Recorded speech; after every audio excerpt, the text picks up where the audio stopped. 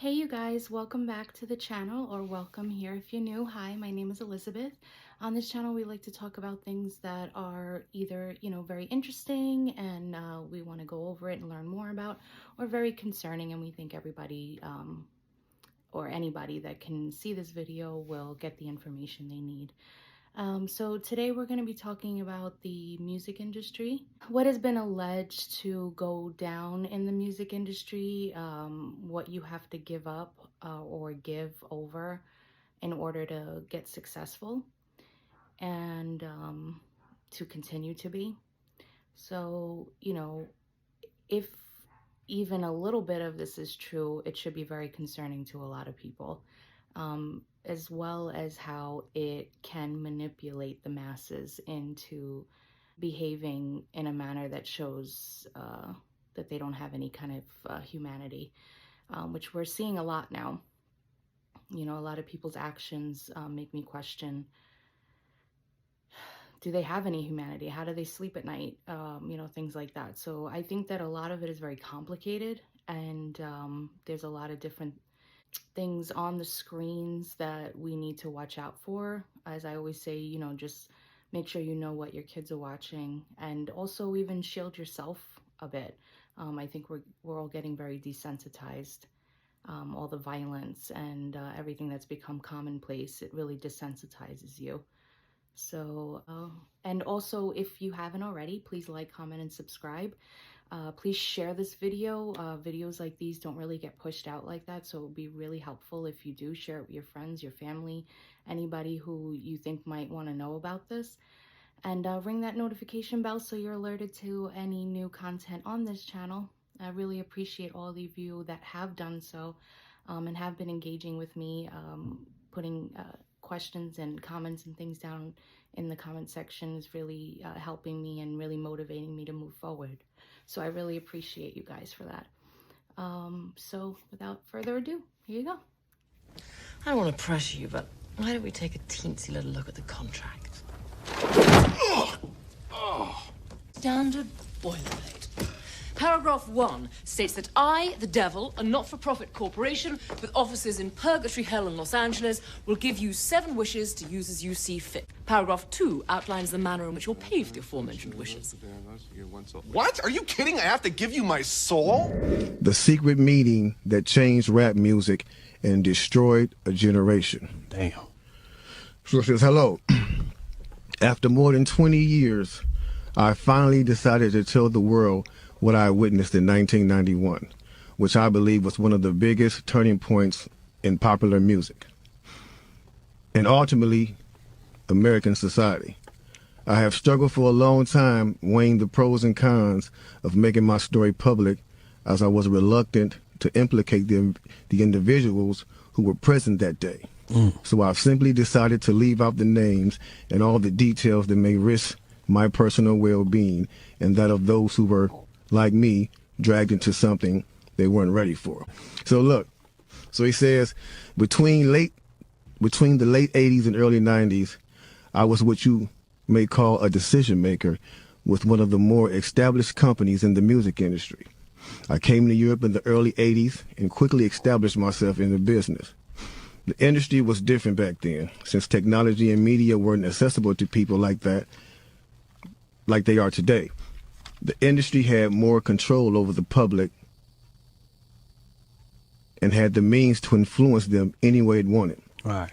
This may explain why in early 1991, I was invited to attend a closed-door meeting with a small group of business insiders to discuss rap music's new direction. Rap music's new direction. Yeah. Little did I know we would be asked to participate in one of the most unethical and destructive business practices ever seen. Crazy. So this was the meeting. The meeting was held at a private residence on the outskirts of Los Angeles. I remember about 25 to 30 people were being there. Right. Most of them familiar faces. Speaking of those I knew, we joked about the theme of the meeting, as many of us did not care for rap and failed to see the purpose of being invited to a private meeting to discuss the future of hip-hop. Talk to him. Among the attendees was a small group of unfamiliar faces who stayed to themselves and made no attempt to socialize beyond their circle. Based on their behavior and formal appearances, they didn't seem to be from our industry. Our casual chatter was interrupted when we were asked to sign the confidentiality agreement, preventing us from publicly discussing the information presented during the meeting. Needless to say, this intrigued, in some cases, disturbed many of us. The agreement was only a page long, but very clear on matters and consequences, which stated that violating the terms would result in job termination immediately. We asked several people what this meeting was about and the reason for such secrecy, but could not find anyone who had the answers for us. A few people refused to sign and walked out. Nobody stopped them. I was tempted to follow, but curiosity got the best of me. That's right. A man who was part of the unfamiliar group collected all the agreements from. Quickly after this meeting began, one of the industry colleagues, who shall remain nameless like everybody else, thanked us for attending. He then gave the floor to a man who only introduced himself by first name and gave no other details about his personal background. I think he was the owner of the residence, but that was never confirmed. He briefly praised all of us for the success we had achieved in our industries and congratulated us for being selected as part of this small group of decision makers. At this point, I began to feel slightly uncomfortable and the strangeness of this gathering. The subject quickly changed as the speaker went on to tell us that the respective companies we represented had invested in a very profitable industry, which could become even more rewarding with our active involvement. Damn. He explained that the companies we worked for had invested millions into the building of privately owned prisons, and that our positions of influence in the music industry would actually impact the profitability of these investments. Then he says, I remember many of us in the group immediately looking at each other in awe and confusion. At the same time, I didn't know what a private prison was, but I wasn't the only one. Sure enough, someone asked what these prisons were and what any of this had to do with music. We were told that these prisons were built by privately owned companies who received funding from the government based on the number of inmates. The more inmates, the more the government would pay these prisons. It was also made clear to us that since these prisons are privately owned, as they become publicly traded, we'd be able to buy shares. Most of us were taken back by this. Again, a couple of people asked what this had to do with us.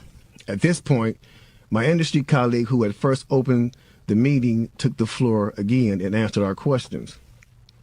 He told us that since our employees had become silent investors in this prison business, it was now in their interest to make sure that these prisons remain filled. Our job would be to help make this happen by making music which promote criminal behavior, rap being the music of choice. He assured us that this would be a great situation for us because rap music was becoming an increasingly profitable market for our companies, and as employees, we'd also be able to buy stocks in these prisons. Immediately, silence came over the room. You could have heard a pin drop. I remember looking around to make sure I wasn't dreaming and saw half of the people with dropped jaws. My daze was interrupted when someone shouted, "Is this a fucking joke?" At this point, things became chaotic. Right. Two of the men who were part of the unfamiliar group grabbed the man who shouted and attempted to remove him from the house. A few of us, myself included, tried to intervene. One of them pulled out a gun, and we all backed off. They separated us from the crowd, and all four of us was escorted outside. My industry colleague, who opened up the meeting earlier, hurried out to meet us and reminded us that we had signed an agreement and would suffer the consequences of speaking out about this publicly, or even those who attended the meeting. Damn. I asked him, why was he involved with something so corrupt? And he replied, it's bigger than the music business and nothing we can do And, no, it's bigger than the music business, and nothing we want to challenge without risking consequences. We all protested as we walked back into the house. I remember word for word the last thing he said. "It's out of my hands now. Just remember you signed an agreement." He then closed the door behind him. The men rushed us to our car and actually waited until we drove off the property. Okay, so I stopped the video short there. He basically just goes on to speak about the music industry and how it's changed.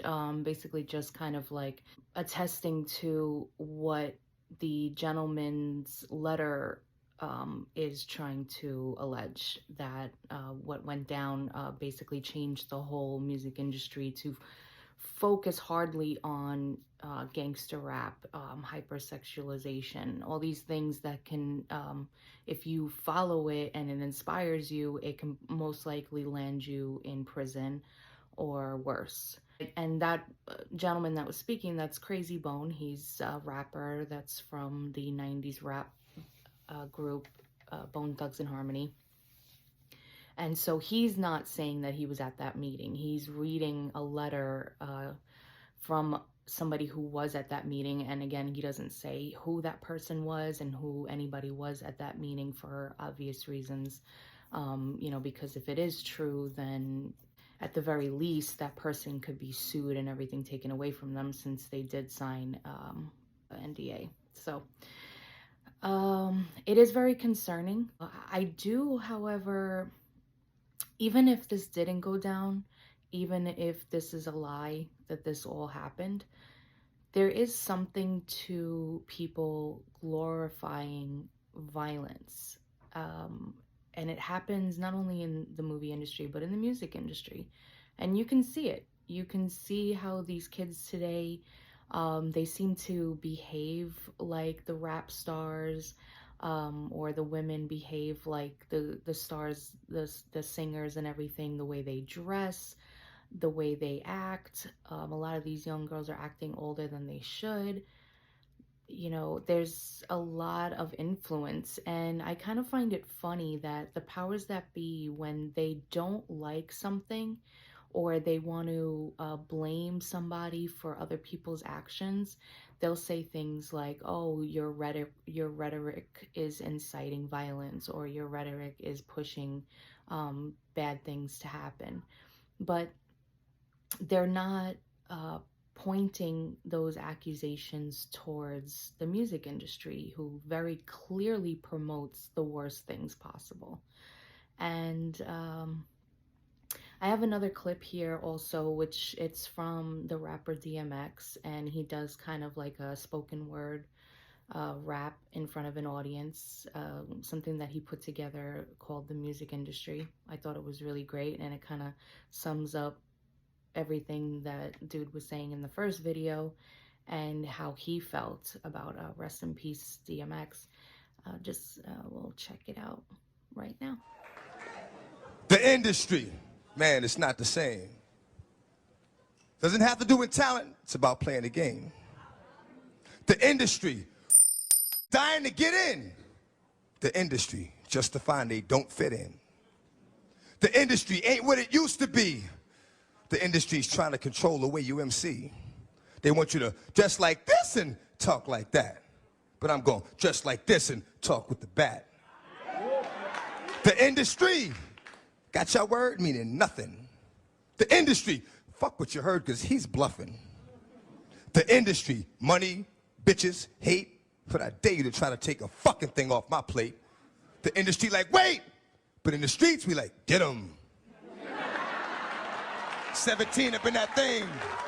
Catch them sleeping and hit them. The industry, if you ain't got a strong mind, the industry will break you down. It's a matter of time. The industry, vultures with nothing to feast on. See me? I'm getting my beast on. The industry, stay in the dirt, play in the dirt. Test the wrong one in the industry and you will get hurt. I'm not an industry artist. I'm an artist in the industry. So I do what the fuck I want, because nobody can finish me. All right, so that was a great video. He was super talented. That was that video, and he, you know, really great. And like I said, basically just explaining how his view of being in the industry and what it's like. So, and I don't want to say that this is just the rap industry, because it's not. It's all of it. It's rock and roll, it's pop, it's everything, and now it's country. So the next video I'm gonna play is from a movie. The movie is called American Satan. So but it is very interesting. It really depicts this guy who's supposedly a powerhouse in the music industry and claims he can get these guys everything they want, as long as they give up some liberties or they give over or do certain sinister things. And it is concluded in this video who this guy actually is. So let's check it out. Whoa, whoa! Hey, what the fuck is this?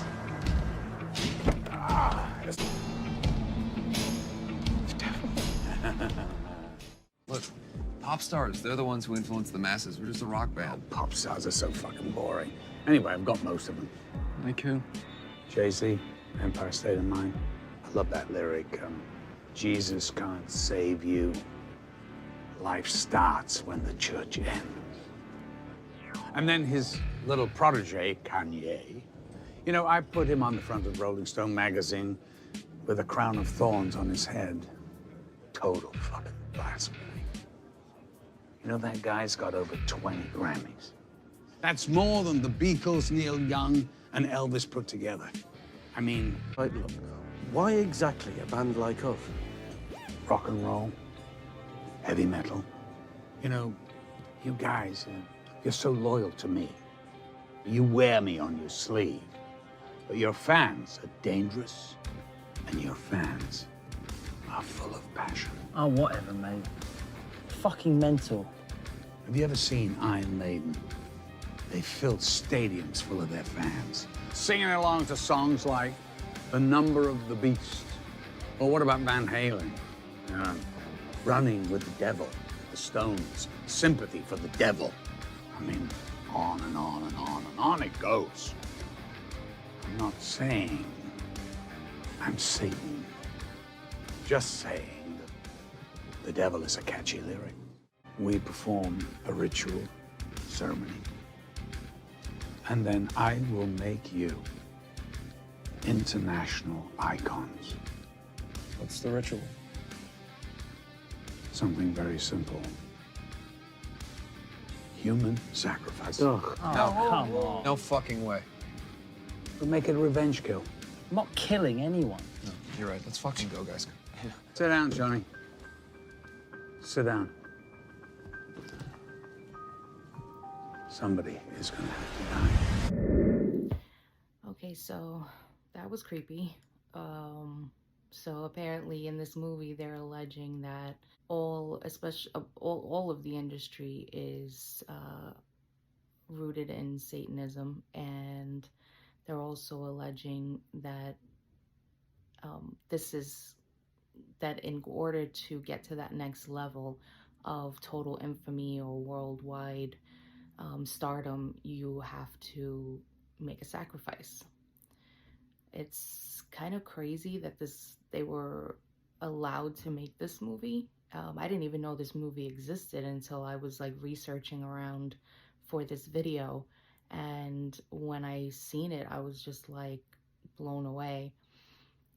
So I also have another couple of clips here, and it's basically just showing some artists who, you know, when they speak, some of them speak really directly, especially the newer ones, because nobody's really pushing back on anything anymore. So they can say, hey, I sold my soul to the devil, and, you know, just outright, and nobody will say anything. The older group, more, they kind of say it in a roundabout way. So let's check those out.